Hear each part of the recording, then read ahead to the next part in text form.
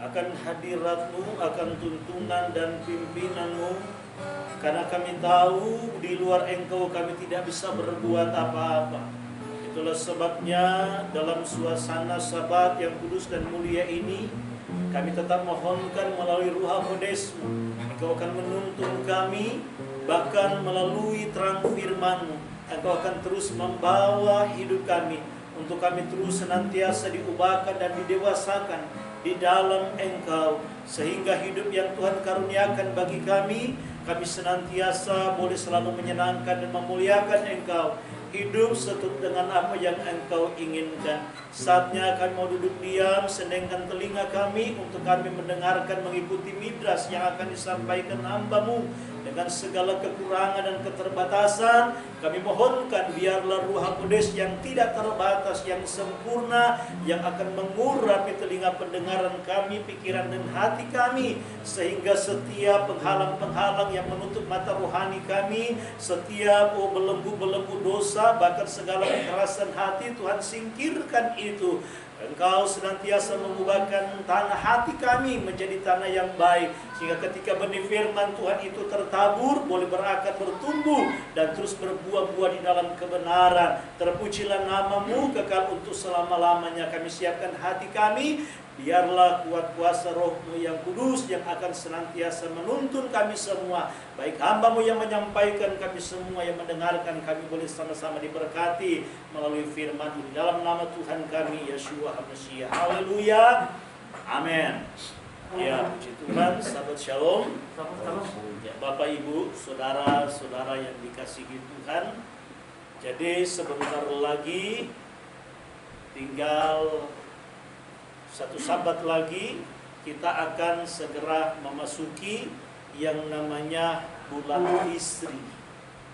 Jadi bulan Tisri dalam penanggalan kalender Yahudi, sebagaimana yang saya sering jelaskan dan uraikan, bahwa bangsa Yahudi itu punya namanya 3 penanggalan kalender.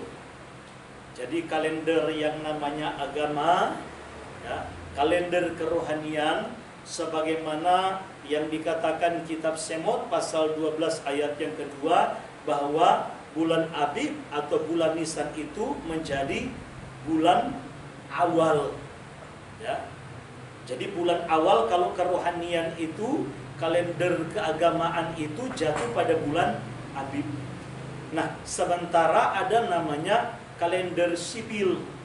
Kalau kalender sipil itu, saudara, yang namanya bulan awal itu dimulai bukan bulan Nisan atau bulan Abib, tetapi dimulai dengan bulan Tisri. Dan kalender yang umumnya dipakai oleh seluruh dunia yaitu kalender Gregorius atau Gregorian. Nah, jadi sekali lagi makanya kenapa ya bulan Tisri itu, tanggal 1 bulan Tisri itu disebut sebagai tahun barunya bangsa Yahudi, atau disebut sebagai Rosh Hashanah. Jadi Rosh itu artinya kepala dan Sana itu artinya tahun. Jadi kepala tahun atau awal tahun. Tetapi kalau dalam kalender kerohanian, kalender keagamaan, awal tahun itu bukan Tisri, tetapi awal tahun itu adalah bulan Abib atau bulan Nisan.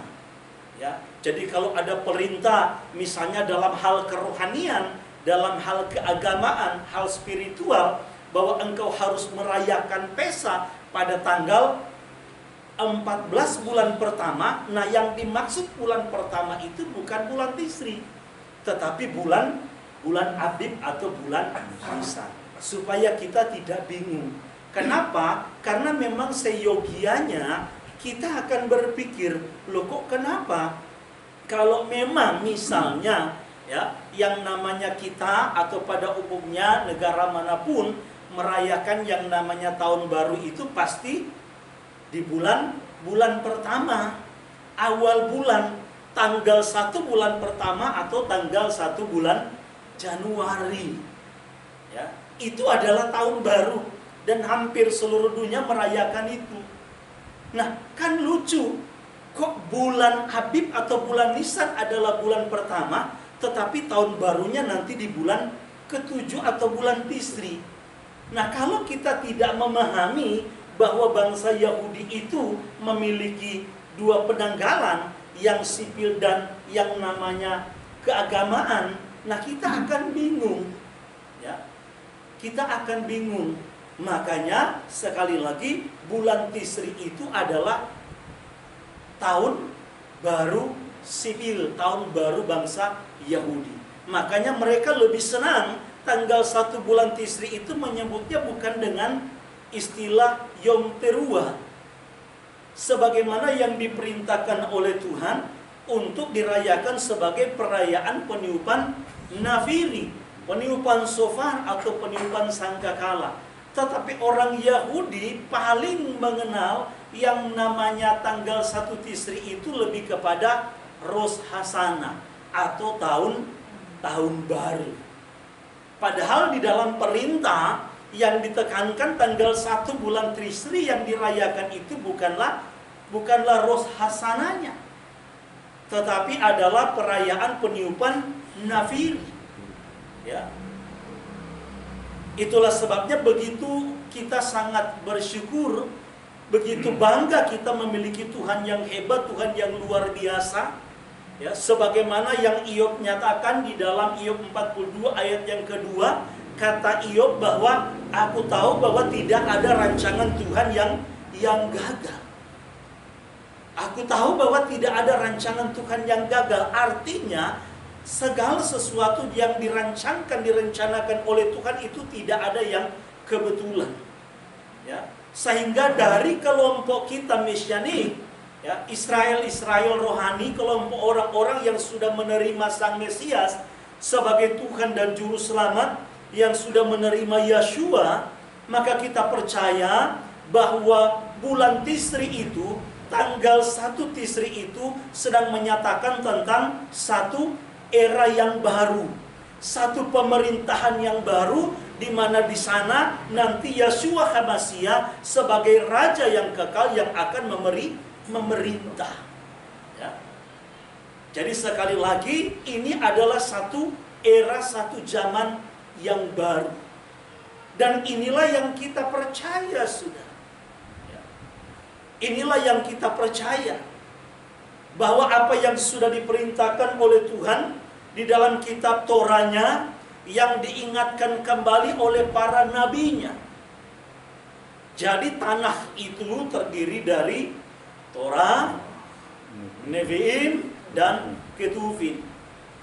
Jadi ada namanya Torah itu sebenarnya sebagai dasar utamanya, sebagai fondasinya, saudara. Ya. Lalu ada yang namanya kitab para nabi.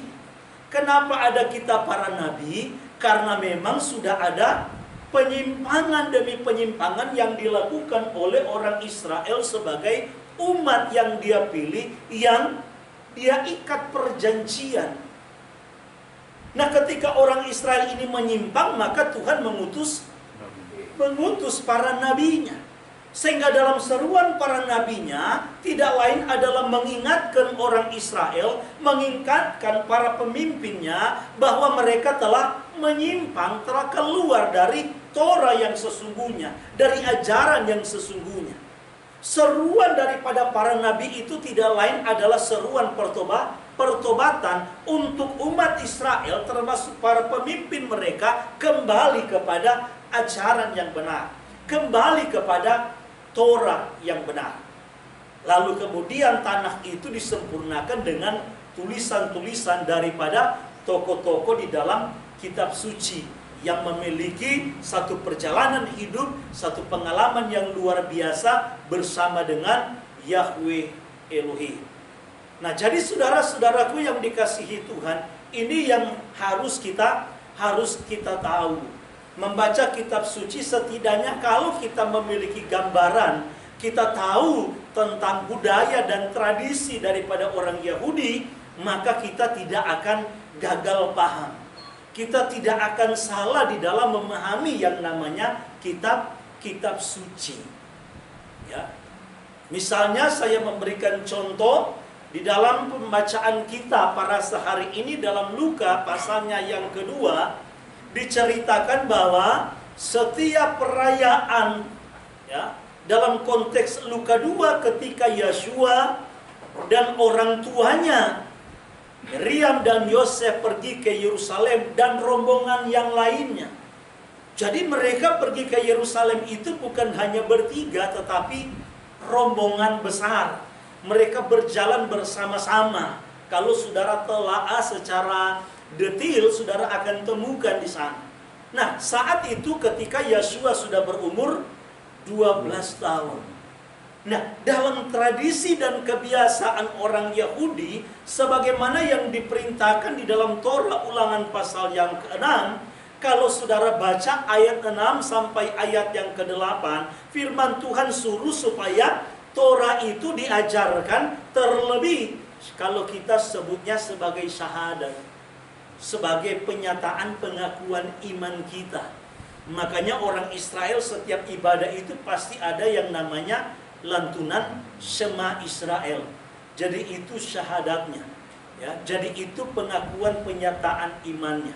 Nah, itu saudaraku, ya, dan firman-firman Tuhan yang lain harus diajarkan kepada anak-anak mereka dari kecil. Anak-anak orang Israel itu tidak seperti kita, ya. Dari sekarang sudah dilatih untuk membaca kitab suci, sudah membaca Torah. Orang Israel itu enggak, saudara. Ya, enggak. Dari umur yang namanya ya 1 hari lah. Kan umur 0 kan agak rancu kita dengar. Kok ada umur 0 gitu ya. Jadi umur 1 hari sampai umur 12 tahun, ya, orang Yahudi itu, anak-anak orang Yahudi hanya mendengarkan pengajaran itu dari orang tua. Sampai mereka masuk pada usia yang dalam bahasa Ifrimnya disebut dengan bar mitzvah. Nah, ada usia bar mitzvah bagi orang Yahudi. Pada waktu mereka usia 12 tahun, maka saat itulah mereka dianggap sudah layak untuk membaca yang namanya gulungan Torah, gulungan kitab. Ya. Dan itu adalah satu kesukaan bagi anak laki-laki Yahudi tentunya. Jadi dalam hal yang saya jelaskan ini penekanannya lebih kepada anak laki-laki Yahudi. Nah, anak laki-laki Yahudi menantikan yang namanya masa atau usia bar mitzvah tadi. Karena saat itulah mereka akan pertama kali membaca yang namanya gulungan kitab. Mereka bisa belajar sendiri.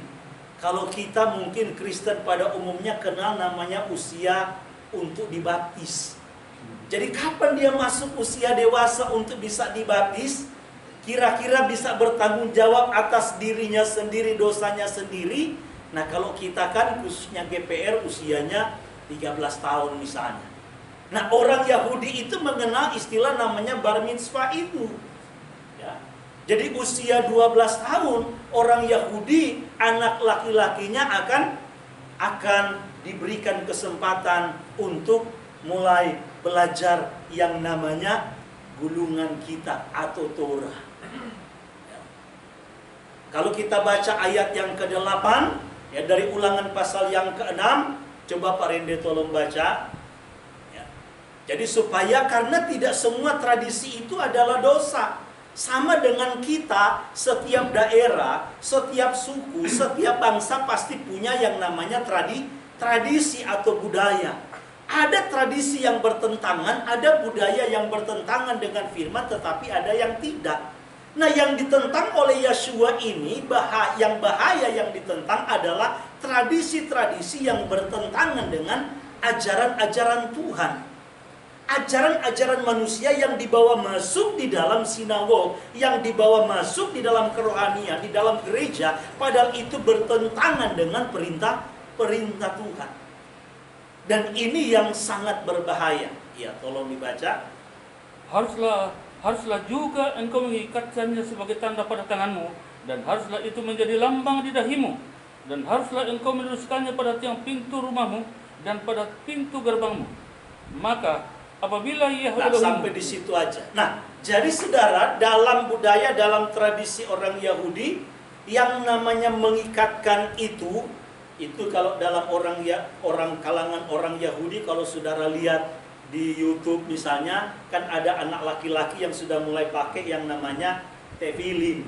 Jadi itu diikat di lengan, lalu kemudian ada yang di jidat. Nah, itu namanya tefillin. Ya, begitu juga di rumah-rumah mereka itu ada namanya mesusa atau mesusot. Ya, jadi itu ditaruh katanya di pintu gerbang dan di pintu rumah. Nah, kalau teman kita ya, dia memakai pipa, saudara.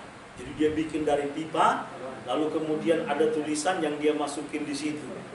Nah, firman-Nya jelas supaya apa? Mereka ingat. Jadi bukan hanya sekedar jasmanianya yang mereka lakukan. Jadi bukan hanya seremonianya, tetapi juga spiritualnya, batinianya. Jadi supaya mereka ingat. Kenapa ada di tangan, kenapa di dahi, kenapa di rumah. Supaya lu kemanapun lu pergi, kamu ingat akan perintah Tuhan. Jangan kamu abaikan. Nah, kalau teman kita agak beda, saudara. Ya, dia taruh di pintu kalau saya ke rumahnya. Nah, bahayanya kenapa? Karena kalau setiap kali dia keluar, pipanya itu dia pegang, saudara. Nah, kalau dia datang, pipanya pun dia pegang.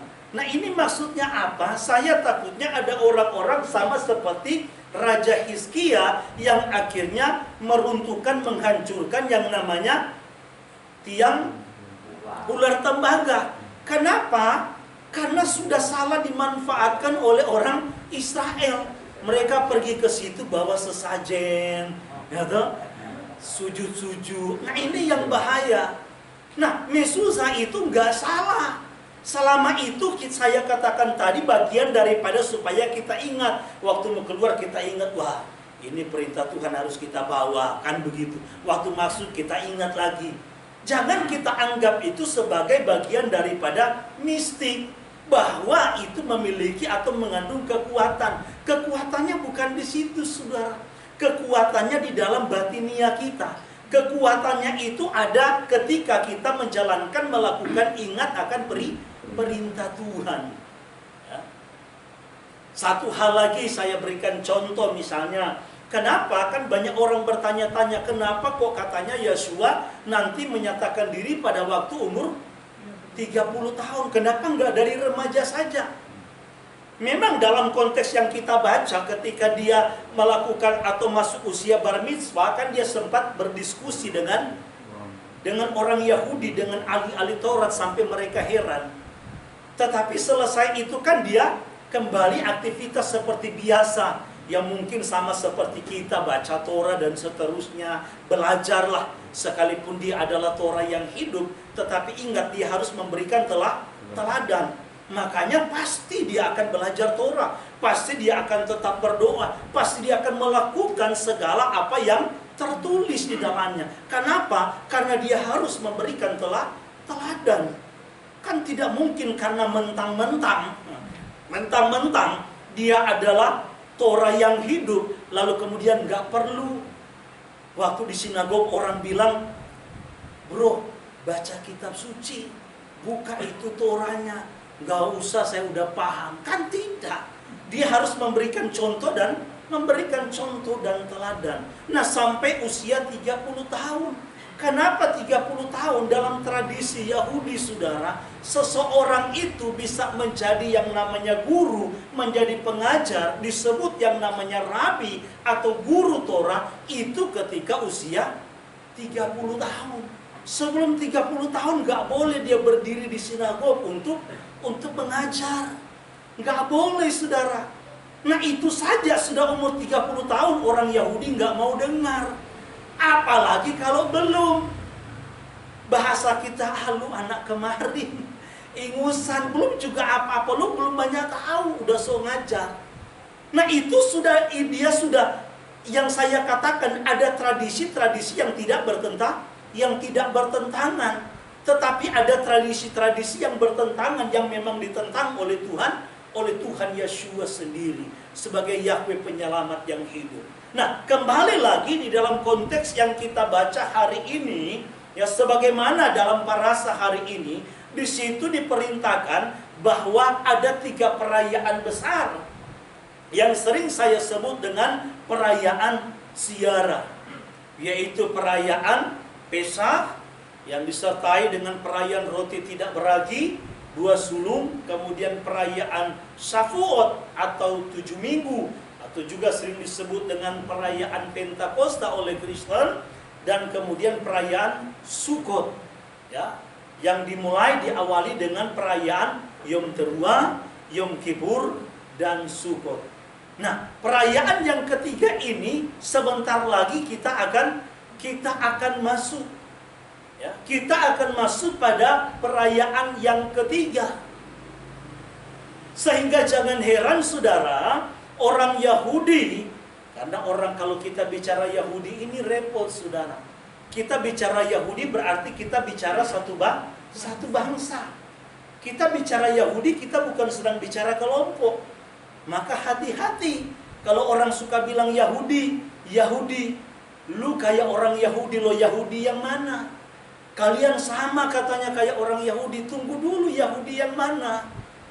Karena Yahudi itu banyak yang ateis juga, banyak yang Yahudi. Jangan saudara pikir bahwa yang namanya Yahudi itu, ya, orang Yahudi itu, orang Israel itu semua percaya kepada Tuhan. Yang ateis juga banyak. Yang sudah jadi pemeluk agama Islam juga banyak. Yang Katolik juga banyak. Jadi Yahudi yang mana? Untuk Yahudi sendiri pun itu ada banyak mazhab di sana, saudara. Ada namanya ortodoks, ada namanya apa? Ultra ortodoks, ada namanya konservatif, ada namanya reformis, banyak saudara. Jadi kalau kita bicara Yahudi yang mana? Nah, tetapi kalau bicara tentang yang namanya bulan suci, untuk orang Yahudi itu tidak lain adalah bulan Tisri. Kalau saya bicara Yahudi di sini berarti mayoritas, saudara.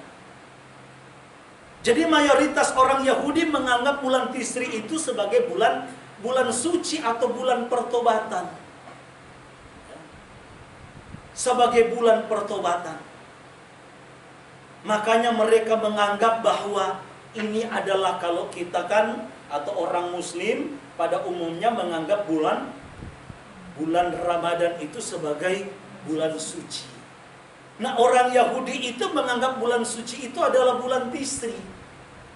Mereka akan memulai dengan sebuah pertobatan yang sungguh-sungguh sampai puncaknya pada perayaan Yom Kippur atau hari raya pendamaian. Walaupun ada beberapa masa yang mereka sebut sebagai bulan pertobatan itu bukan nanti bulan Tisri. Ya. Ada beberapa masa melakukan atau menyebut yang namanya bulan pertobatan, ya, itu dimulai dari 1 bulan sebelum bulan Tisri, yaitu bulan Elul. Nah, kenapa ini bisa begitu? Karena ini mengacu kepada peristiwa waktu Mose turun membawa 2 loh batu. Di tengah perjalanan, ya, Mose mendengar dan abdinya mendengar ada satu suara yang luar biasa, bunyi musik, bahkan dengan tari-tarian. Begitu dia lihat, mungkin dari jauh, waduh, ternyata bangsa ini sudah berulah. Baru saja mereka melihat perbuatan Tuhan yang besar, mereka sudah berani meninggalkan Tuhan yang hidup dan membuat yang namanya lembu emas. Inilah katanya ilah yang telah membawa orang Israel keluar dari Misraim. Nah, kenapa? Kan sering juga kita bertanya, kenapa kok sapi? Ya harusnya kalau mau buat ilah itu kan, ya, atau mau buat sesuatu yang mereka sembah pengganti Yahweh Elohim sebagai pencipta, sebagai yang maha kuasa. Ya kalau kita satu toko yang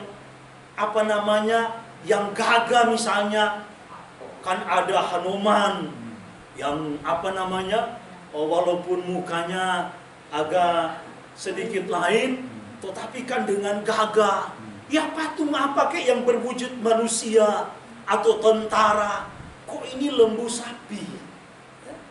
Karena memang dalam ya mitologi, terutama kepercayaan yang ada di Misraim, yang namanya dewa sapi, dewa Apis itu saudara, ini memiliki satu kekuatan yang luar biasa.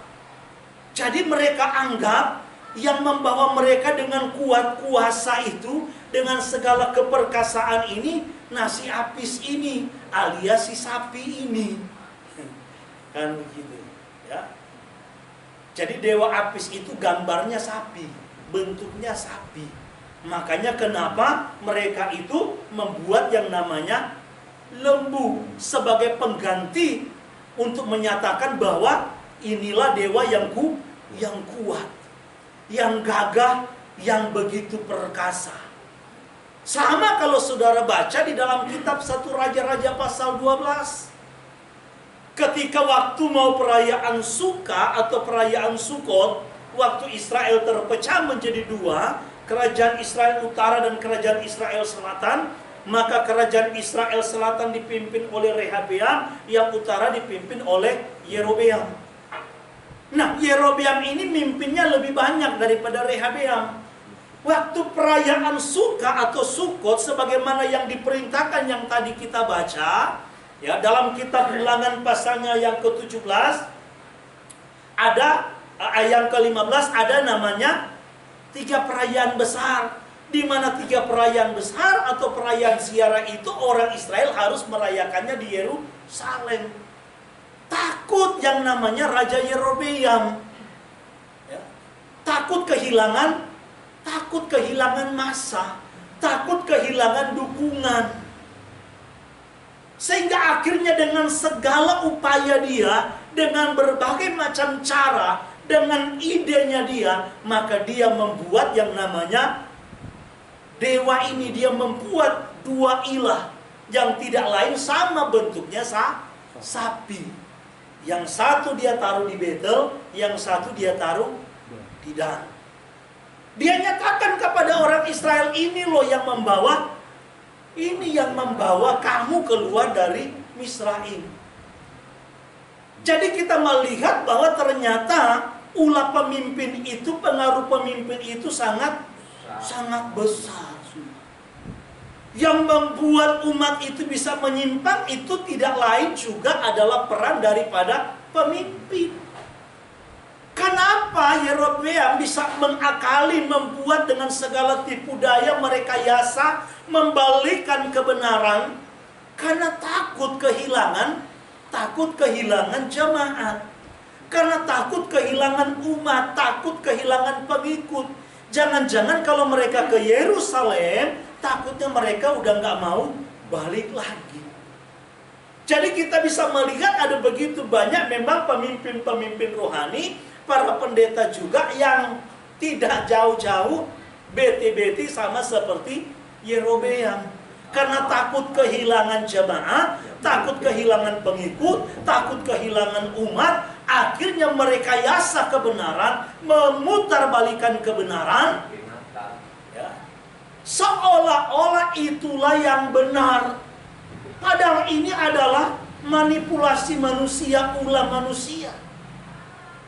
Tolong Pak Randy baca 1 Raja-Raja 12 ayat 32. Ini adalah ulah manusia. Kelihatannya saudara, kalau samar-samar mirip. Yang namanya imitasi sama palsu saudara. Yang namanya KW dengan asli itu beti-beti. Betul apa benar saudara? Nah, jadi sekali lagi perhatikan sebelum dibaca, yang namanya palsu dan KW itu harus beti-beti. Karena kalau tidak beti-beti, ya, nggak laku, nggak laris. Saudara kalau misalnya temukan uang, ya, saudara lihat ada 100.000, tapi mukanya muka saya, pasti saudara nggak mau ambil. Pasti saudara anggap itu palsu. atau gambar Barbie kan begitu, pasti saudara nggak akan ambil. Nah, uang palsu itu dibuat sedemikian rupa. Yang namanya KW dengan ori itu saudara dibuat sedemikian rupa supaya hampir mirip, supaya banyak orang yang terjebak dan tertipu. Banyak orang yang bisa diperdaya. Kenapa? Karena tidak bisa membedakan mana yang KW, mana yang ori. Jadi hati-hati loh saudara. Badan kelihatan bisa gagah, tapi kalau ngelap tisu, ya begini, hati-hati. Mirip memang saudara. Loh, KW sama ori itu beti-beti saudara. Saudara lihat kan, yang kemarin berapa hari lalu yang ditangkap di apartemen mana? Kuningan, ya. Berapa orang, 50 orang kalau tidak salah, yang lagi pesta. Wih, ganteng-ganteng loh saudara. Mirip Evan gantengnya, gagah. Badannya saudara, aduh, nggak ada yang berperut begini saudara. Gagah-gagah, apa suspek? Sispek. Sispa saudara, ya. Atletis, ya. Tapi Hello Kitty. Kan begitu saudara. Makanya hati-hati, banyak orang yang tertipu. Kan begitu. Banyak orang yang tertipu saudara.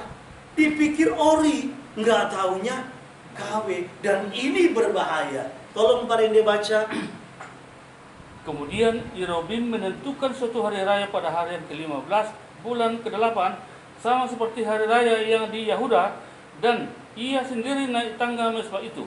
Begitu. Coba saudara perhatikan, ada kalimat penekanan di sana, sampai di situ saja Pak.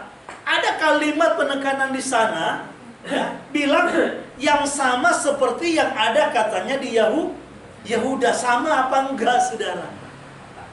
Sebenarnya enggak sama. Perayaannya memang sama.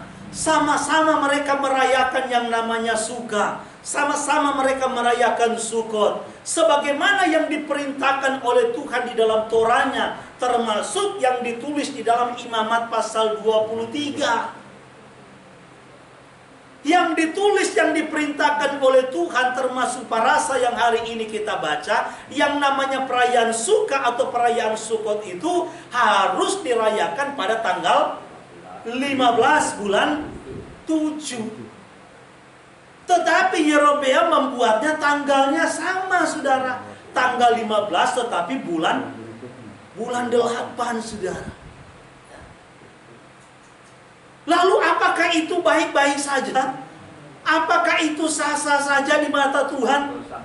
Karena orang pada umumnya berpikir, termasuk orang Kristen pada umumnya, yang penting kita merayakan. Yang penting esensinya. Yang penting kan kita merayakan. Mau kayak dia bulan apa, mau kayak dia tanggal berapa, itu mah nggak penting. Yang paling penting adalah kita merayakan. Ini fatal saudara. Makanya saya ingatkan, ya, apalagi kemarin kita baru 17 Agustus. Guru suruh menyanyi Udin, nyanyi dulu. Ya. Nyanyi lagu 17 Agustus, judulnya saja 17 Agustus. Udin dengan pede maju ke depan nyanyi 16 Agustus tahun 45. Gurunya bilang, Udin salah. Lagi dari awal 16 Agustus tahun 45. Udin itu salah. Nah, Udin juga udah mau kalah. Udin bilang, ntar dulu Bu, biar saya nyanyi sampai selesai dulu. Ibunya udah tahu salah, ibunya mau dengar. Coba dia Udin nyanyi. Udin nyanyi 16 Agustus tahun 45. Besoknya hari kemerdekaan kita. Kalau kita bicara esensi, salah nggak saudara? Loh, kalau bicara esensi nggak salah. Kan dia bilang besoknya hari kemerdekaan, bener dong. 16 Agustus tahun 45. Besoknya hari kemerdekaan. Kan 17 besok. Lalu apa yang salah? Tetap salah saudara. Nggak bisa, tetap salah. Jadi saudaraku, ini yang harus kita perhatikan. Di dalam kita merayakan perintah dan ketetapan Tuhan, ada sekali lagi 3 hal yang harus kita perhatikan. Di dalam kitab Imamat pasalnya yang ke-23 dari ayat 1 dan seterusnya, ada 3 hal yang sering kali diulang oleh Tuhan menyangkut perayaan yang harus menjadi perhatian khusus bagi umat-umat Tuhan, termasuk bagi saya dan saudara hari-hari ini di dalam kita merayakan perayaan-perayaan Tuhan. Kata pertama yang disering ulang oleh Tuhan di dalam kitab Imamat pasal yang ke-23 itu adalah kata hak. Ya. Jadi kata hak.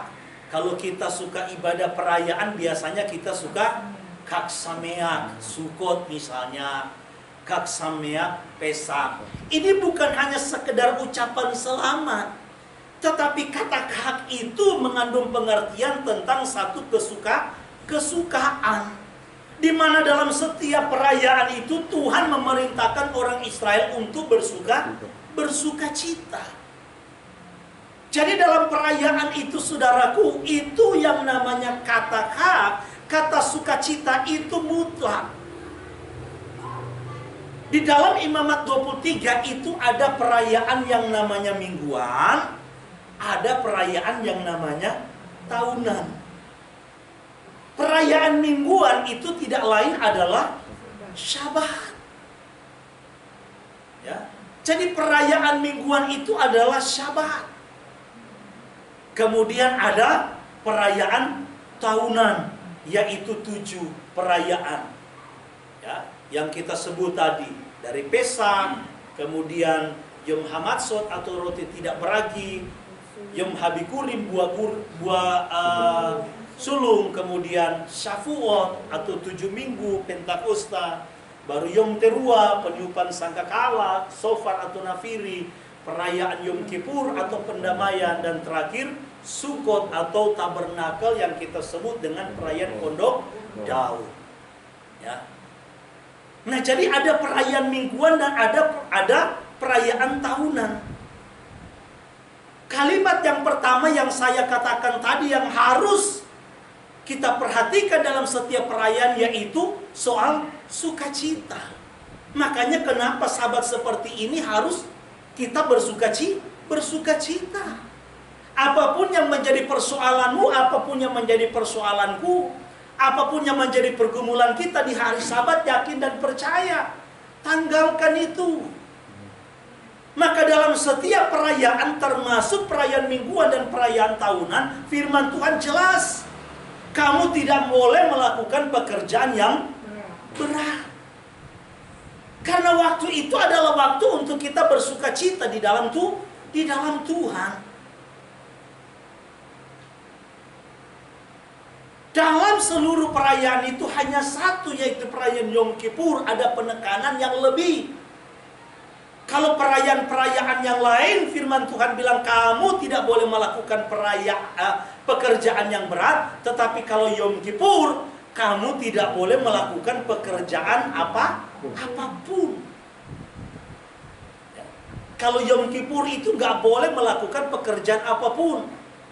Karena di situ umat Tuhan disuruh untuk kita berpuasa dari tanggal 9 petang bulan Tisri sampai tanggal 10 penutupan, merendahkan diri untuk berpuasa di hadapan Tuhan. Nah, jadi sekali lagi saudara-saudaraku, ini penting. Itu yang pertama. Hal yang kedua saudaraku yang harus kita perhatikan di dalam kita merayakan perayaan-perayaan yang diperintahkan oleh Tuhan, yang pertama adalah sukacita dari kata hak, yang kedua itu dari kata semini, yang artinya adalah, kalau lain menerjemahkan, meninggalkan segala hal-hal yang duniawi, lalu berkumpul untuk melakukan sebuah pertemuan. Jadi semini itu saudaraku adalah bukan cuman kita tidak melakukan pekerjaan berat, tetapi kita membawa diri kita untuk masuk dalam sebuah pertemuan kudus sebagaimana yang diperintahkan oleh Tuhan. Maka jangan lupa perayaan-perayaan kita itu ada perintahnya. Bukan cuma kita disuruh bersuka cita, tetapi kita juga harus mengikuti pertemuan kudus untuk merayakan perayaan-perayaan itu, saudara. Jadi bukan cuma meninggalkan hal-hal dunia yang diwakili meninggalkan pekerjaan-pekerjaan yang berat tadi. Kan pekerjaan ringan itu kalau masak mah bukan pekerjaan berat. Maksudnya pekerjaan berat itu kan yang mencari nafkah, ya, yang menguras waktu, bisa 8 jam dan seterusnya, ya. Tetapi kalau nyapu-nyapu, bersih-bersih itu bukan pekerjaan berat, ya. Jadi bukan hanya meninggalkan pekerjaan berat, meninggalkan hal-hal dunia, tetapi membawa diri kita masuk dalam sebuah pertemuan kudus. Dan yang ketiga, saudara, yang tidak kalah penting menyangkut apa yang sudah saya uraikan itu, yaitu kata yang namanya muat. Muat itu adalah waktu yang ditentukan. Waktu yang ditentukan oleh Tuhan sebagai tanda milik kepunyaan Tuhan. Nah, ya. Jadi sekali lagi, saudara, perayaan-perayaan itu punya daripada Yahweh Elohim, bukan punya orang Yahudi. Maka Imamat 23 ayat yang kedua, tolong Pak Rende baca. Kalau bisa ILT, kalau dalam LAI kurang jelas. ILT Imamat 23 ayat yang kedua. Perhatikan baik-baik.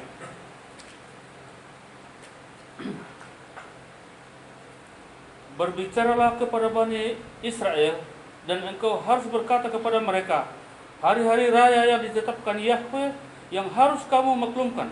Seperti pertemuan-pertemuan kudus ini, semua adalah perayaanku yang telah ditetapkan. Perhatikan baik-baik, semua adalah perayaanku. Nah, ya. Jadi kalau dalam bahasa Ifrimnya dipakai kata Moadi. Moad itu adalah perayaan, Moadi itu adalah perayaanku. Nah, kataku ini penting, saudara. Kataku di sini merupakan kata ganti milik. Menyatakan bahwa perayaan itu adalah milik kepunyaan Yahweh Elohim, bukan milik orang Yahudi, saudara. Dari Sabat sampai 7 perayaan itu adalah milik Tuhan.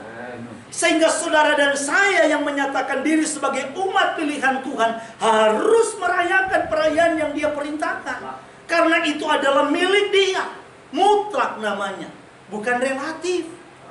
Maka sangat disayangkan ada kelompok-kelompok, khususnya yang ada Indonesia, yang sudah masuk dalam pemulihan nama, tetapi tidak mau masuk di dalam Torahnya yang adalah isi hati dan kehendak Tuhan. Namanya padahal nama itu dengan isi hati itu ibarat kepala dan tubuh, nggak bisa dipisahkan, saudara. Ada orang, ya, mereka memanggil Yeshua sebagai Yahweh penyelamat. Ada kelompok, ada gereja yang memanggil Yeshua sebagai Yahweh penyelamat, tetapi tidak merayakan perayaan-perayaan yang diperintahkan. Mereka masih merayakan perayaan-perayaan yang Kristen pada umumnya, yang jelas-jelas berbeda dengan apa yang ditentukan, yang diperintahkan. Padahal saya sudah jelaskan tadi bahwa bicara perayaan itu tidak bisa lepas dari waktu yang ditentukan. Jadi nggak bisa semau-mau kita loh, saudara.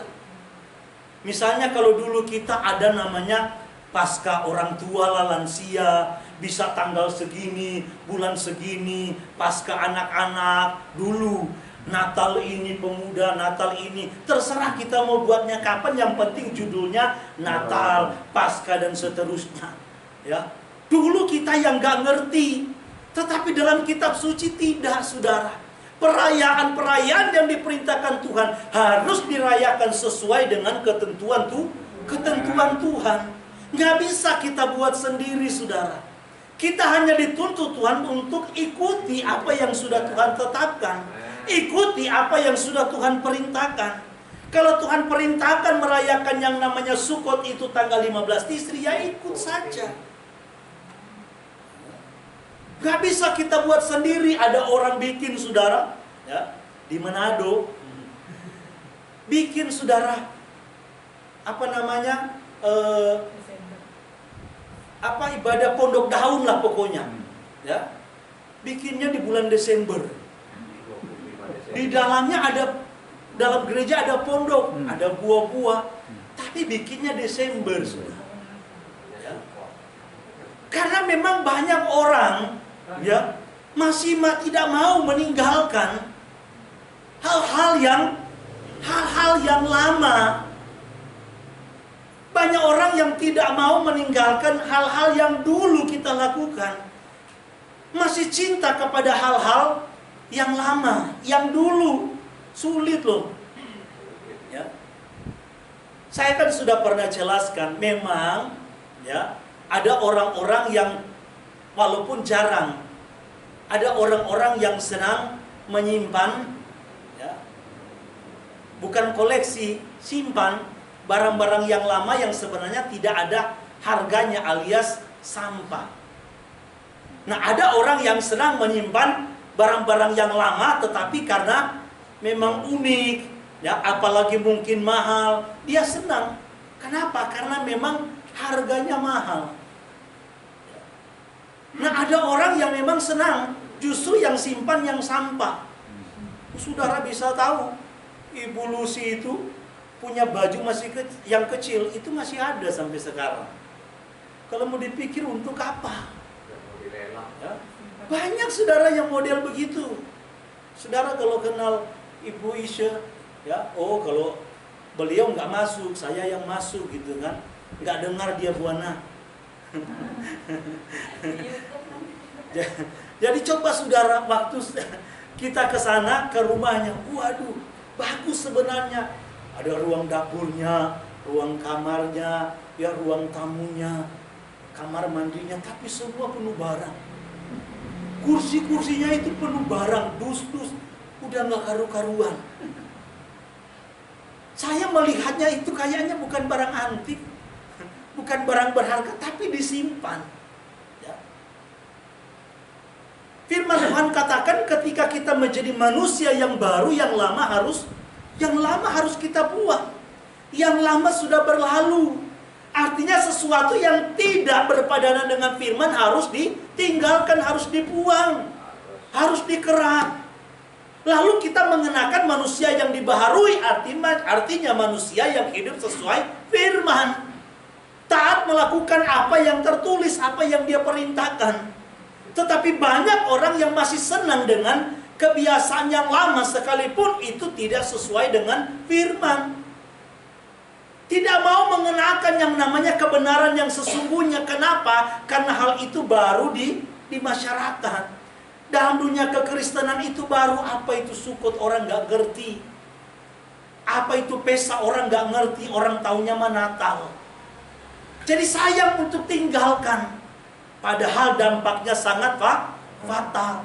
Yerobeam, saudaraku, dihukum bukan cuma Yerobeam sendiri, tetapi karena dia juga akhirnya memberikan dampak yang tidak baik bagi keluarganya, bahkan bagi umat Israel.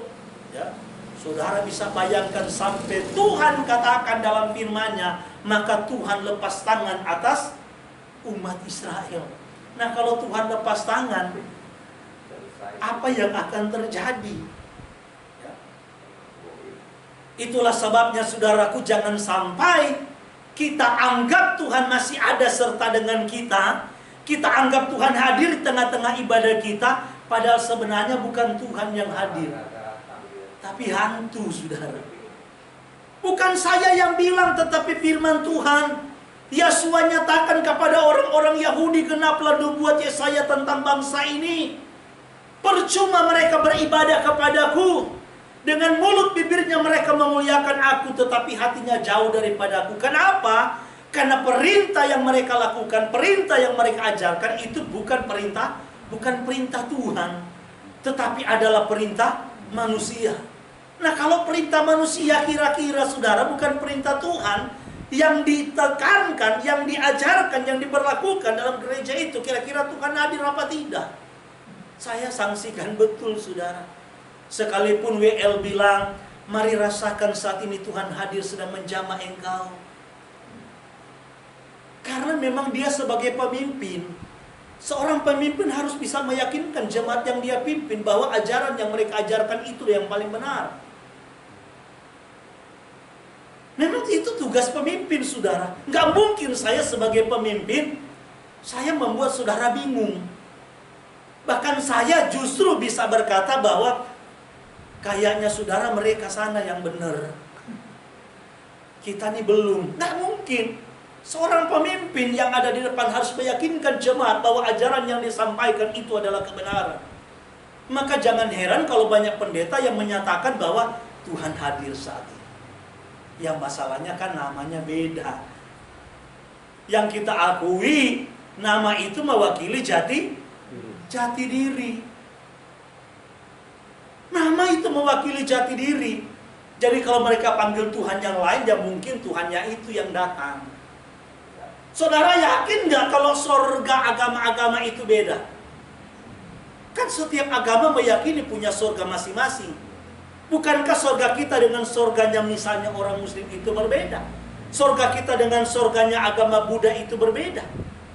Nggak sama, saudara. Jadi kalau ada orang mengklaim mereka naik turun surga, ya mungkin surganya dia.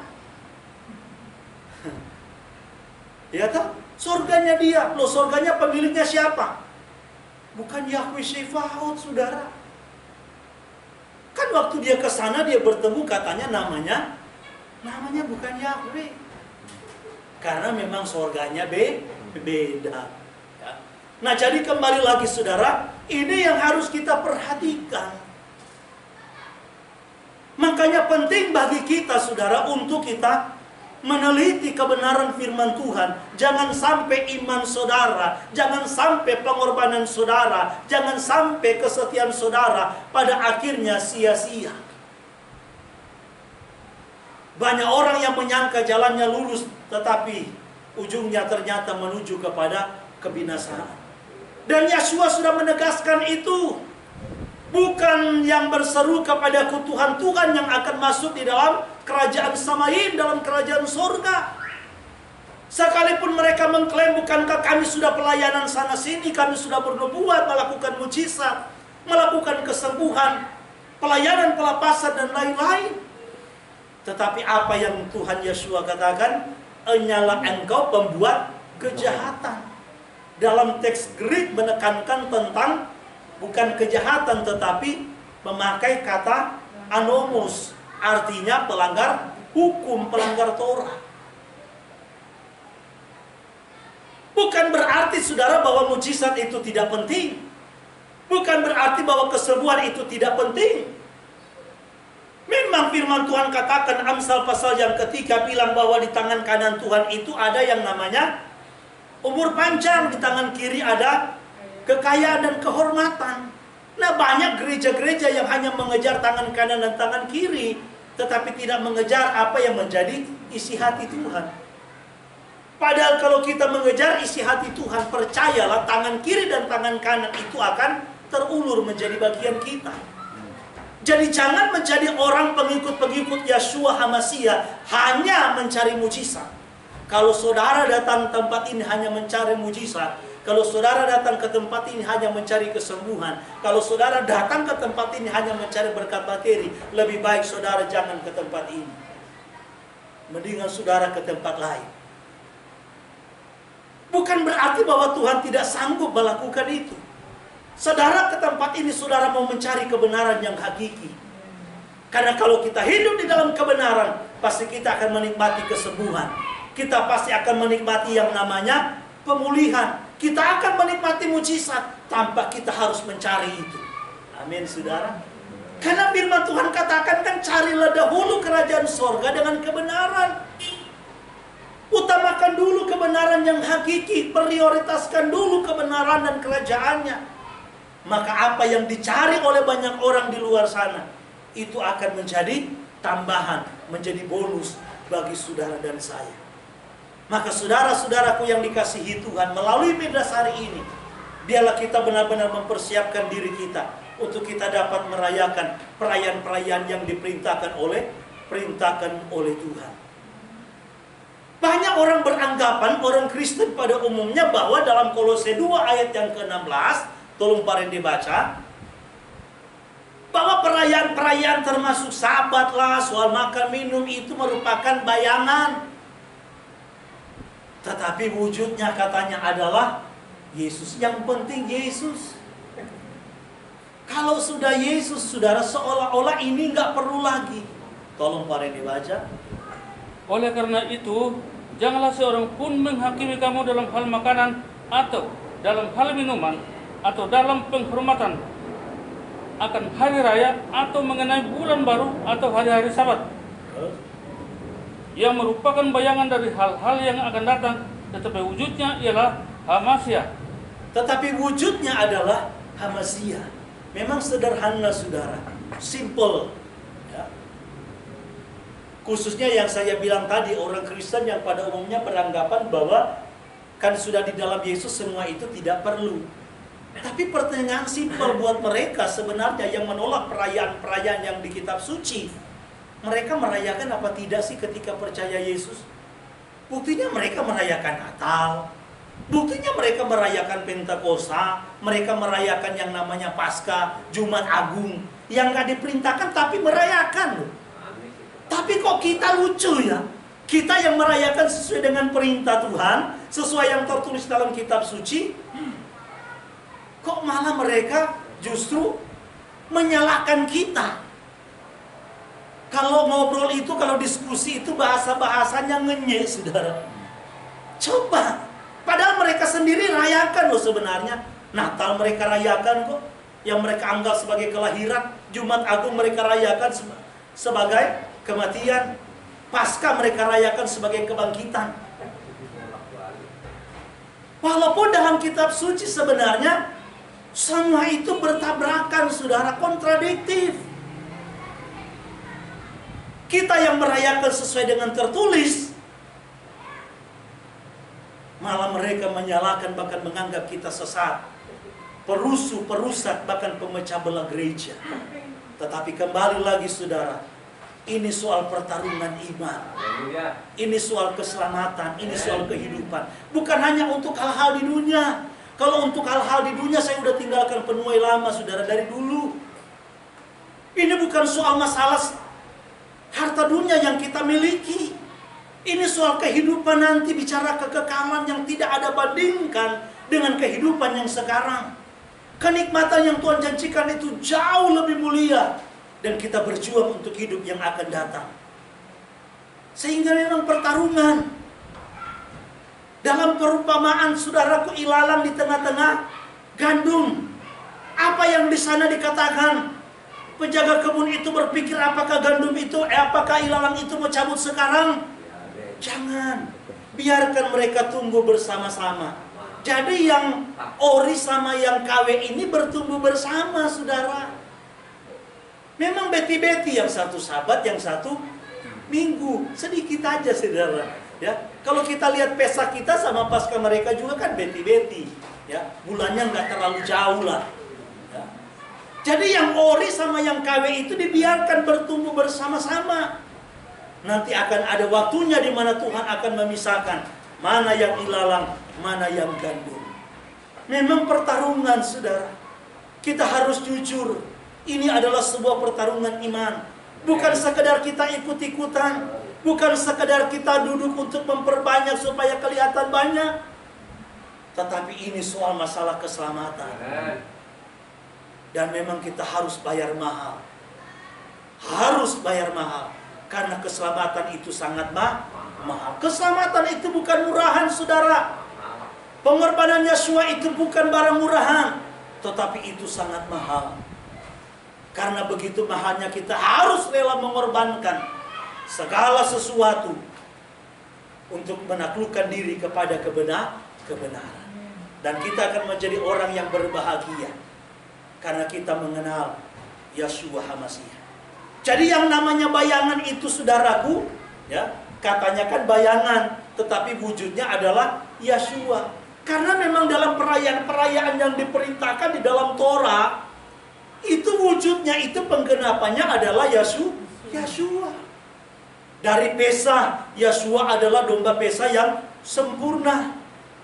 Waktu merayakan Pesah, orang Israel harus menyembelih domba yang tidak bercacat celah. Darahnya harus dipercikan di ambang pintu. Malaikat maut akan melewati setiap rumah, termasuk rumah orang Israel dan rumah orang Misraim. Rumah orang Israel yang ada percikan darah sebagai tanda itu akan luput dari maut. Terlewati dari maut, itulah namanya Pesah. Jadi Pesah itu bukan kebangkitan, tetapi lebih kepada kematian. Yeshua sebagai domba Pesah yang sudah tersembelih. Begitu juga dengan Hamatzot, roti tidak beragi. Bukankah Yeshua Hamasyah itu adalah roti dari Samayim, dari sorga, yang tanpa dosa, yang tanpa ragi, roti hidup. Maka Yeshua katakan dalam Yohanes pasal yang ke-6, barang siapa makan bahkan dagingku dan minum darahku, maka dia akan memperoleh kehidupan. Perayaan buah sulung memang Yeshua Hamasyah sebagai buah sulung kebangkitan. Itu yang dikatakan oleh Saul dalam suratnya, bahwa memang Yeshua adalah buah sulung kebangkitan bagi umat yang percaya. Maka Saul bilang, kalau seandainya Yeshua tidak dibangkitkan dari kematian, maka sia-sialah kepercayaan ini. Sia-sialah pengharapanku, sia-sialah kesetiaanku. Kalau seandainya tidak ada kebangkitan di antara orang mati, ngapain? Ngapain aku mesti susah-susah, dikejar, di penjara, susah lapar, ya, terombang-ambing di lautan dan yang lain-lain. Karena untuk soal kehidupan yang akan datang. Perayaan Shavuot atau 7 minggu yang disebut Pentakosta, ya, di mana di sanalah Tuhan memberikan Torah kepada orang Israel di atas Gunung Sinai pada waktu perayaan Shavuot. Tidak lain, saudara, ini berkaitan sebagai Yeshua Hamasyah sebagai wujud daripada Torah itu sendiri, yang melalui rohnya sendiri, bukan roh orang lain, tetapi ruahnya sendiri. Jangan pila-pila Roh Kudus dengan yang namanya Roh Tuhan. Roh Tuhan itu dengan Roh Kudus beda, ya. Dalam Berkat Dasar memakai istilah Roh Kudus. Sebenarnya Roh Kudus yang dimaksud tidak lain adalah Roh Elohim itu sendiri. Kalau dulu dia berwujud manusia, bisa dipegang, bisa disentuh. Nah, sekarang yang bersama-sama dengan kita adalah ruahnya yang tidak kelihatan, yang bersemayam di dalam hidup saudara dan saya. Melalui ruah itulah Torah itu termeteraikan di dalam hati setiap kita. Maka jangan heran saudara, dalam peristiwa Shavuot pertama waktu Torah diberikan, ya, yang saya sudah jelaskan di awal tadi, waktu Moses turun itu ternyata orang Israel sudah menyimpang. Akibat penyimpangan mereka, berapa orang yang akhirnya mati? 3.000 orang sudah. Tetapi waktu perayaan Shavuot di loteng Yerusalem, ketika Ruach HaKodes, Ruach Elohim dicurahkan, dimeteraikan atas umat yang percaya, berapa orang yang diselamatkan, memberi diri dibaptis? 3.000 orang. Inilah sebuah rancangan Tuhan yang begitu dahsyat, ajaib, dan luar biasa. Begitu juga dengan perayaan Yom Teruah, peniupan nafiri, peniupan shofar. Kalau saudara baca dalam 1 Tesalonika pasal yang keempat, ayat 16 dan seterusnya, bahwa akan datang waktu dan masanya di mana shofar itu akan ditiup oleh bala tentara malaikat Tuhan. Dan kemudian orang-orang yang mati di dalam Tuhan akan dibangkitkan terlebih dahulu, baru mereka yang hidup. Sama-sama dibangkitkan untuk menyosong Tuhan Yeshua di angkasa. Itu akan ditandai dengan peniupan shofar.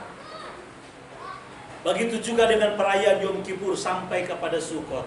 Nanti akan dijelaskan di dalam Midrash selanjutnya. Jadi kembali lagi saudara, inilah rasa syukur kita. Kalau itu adalah bayangan, Maka 1 Yohanan pasalnya yang kedua ayat yang ke-6, ayat yang terakhir, tolong Pak Rende baca. Kalau saudara itu adalah bayangan dan wujudnya adalah Yeshua, berarti bayangan dan Yeshua ini harus sinkron, saudara. Betul nggak, saudara? Misalnya kita bicara binatang lah, ya, atau nggak usah binatang lah, ya. Kita bicara misalnya Pak Dery. Pak Dery kalau jalan panas, biasanya ada pantulan cahaya. Kalau pada kayak ini aja ada bayangan. Kalau bayangan kita itu kelihatan rambutnya panjang, hati-hati, saudara. Jangan-jangan itu bukan bayangan saya. Jangan-jangan ada bayangan lain di sebelah. Kan begitu. Artinya bayangan kita itu harus sama. Kalau saudara perayaan Sabat itu bayangannya Yeshua, wujudnya adalah Yeshua, berarti Yeshua dan bayangan tidak boleh berbeda loh, saudara. Nggak boleh kontradiktif, harus sama. Maka 1 Yohanan 2 ayat 6, tolong Pak Rende baca.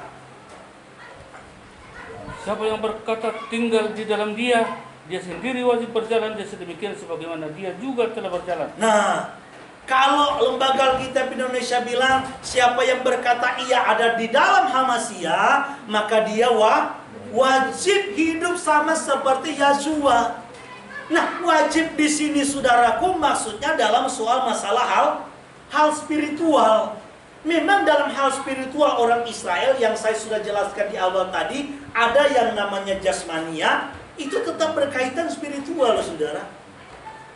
Ada yang namanya batinia, misalnya tefilin tadi, ya. Kan ini jasmanianya harus diikat mereka, tetapi ada makna rohanianya supaya mereka ingat akan perintah. Jadi itu yang dimaksud bahwa apa yang dilakukan Yeshua harus diteladani, diikuti.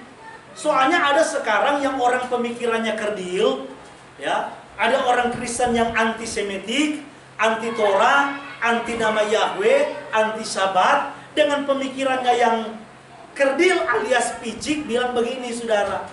Kalau misalnya kalian mau ikuti semua yang dilakukan oleh Yeshua, maka kalian katanya harus pakai sepatu yang bertali itu. Karena zaman dulu nggak ada sepatu model sekarang. Ini kerdil, saudara, alias picik karena mau cari kesalahan.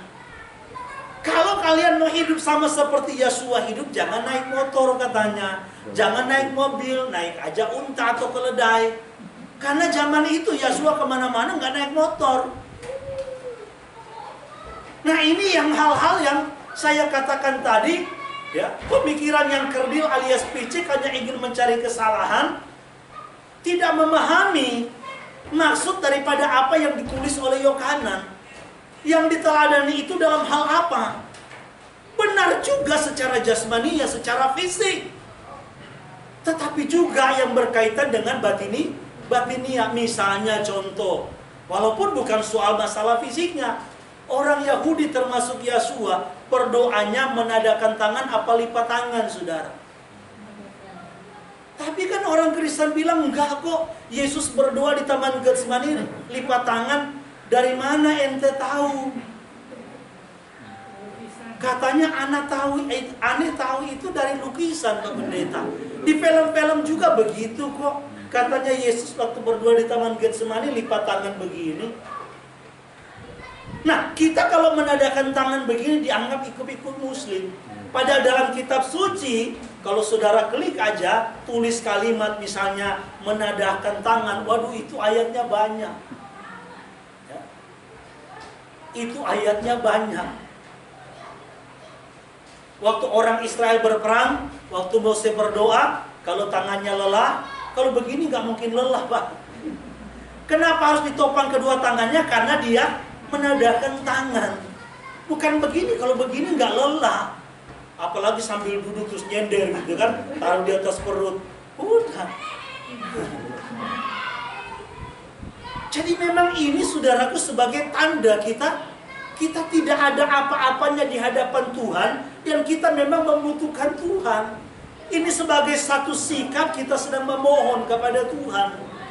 Orang Yahudi kalau sujud menyembah kepada Tuhan, itu jidatnya sampai ke lantai. Ya, Bukan hanya sekedar misalnya tekuk begini, enggak. Jidatnya sampai di tangan. Artinya bukan cuma jasmanianya. Ya. Nah, jadi yang kita ikuti peneladanan Yeshua itu dalam hal spiritual, sekalipun ada kaitannya dengan jasmani yang tadi. Tapi penekanannya spiritual.